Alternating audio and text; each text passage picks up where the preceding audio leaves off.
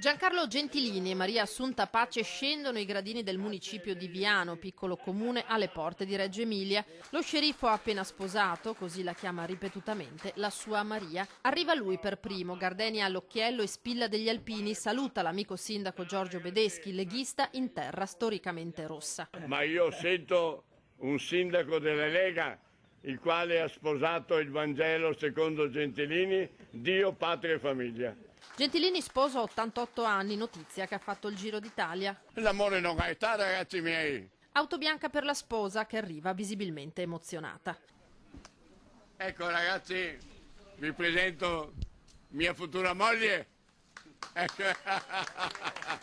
Ed emozionato è anche il sindaco che riserva allo sceriffo parole che toccano il cuore, poi la cerimonia entra nel vivo. Testimoni per lo sposo il figlio Antonio, per la sposa il figlio Mauro.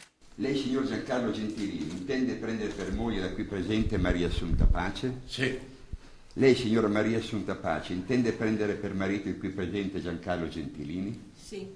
In seguito alle vostre risposte affermative, io, Giorgio Bedeschi, sindaco, ufficiale dello Stato civile del Comune di Viano, vi dichiaro in nome della legge uniti in matrimonio. Cambiatevi le fedi. Lo scambio delle fedi, Giancarlo e Maria che si stringono la mano, ma ai presenti non basta.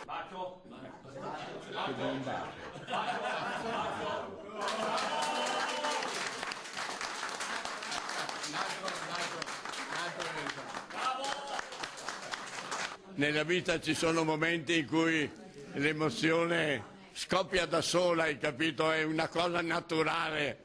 E quindi io sono un sindaco con una scorza dura, ma sotto sono un romantico, uno che ama le donne e specialmente oggi amo Maria. L'uscita, le foto, la passeggiata mano nella mano verso il ristorante. Felice perché sta andando tutto bene, ho ricevuto anche i complimenti da tutti e per cui è una giornata molto bella e felice.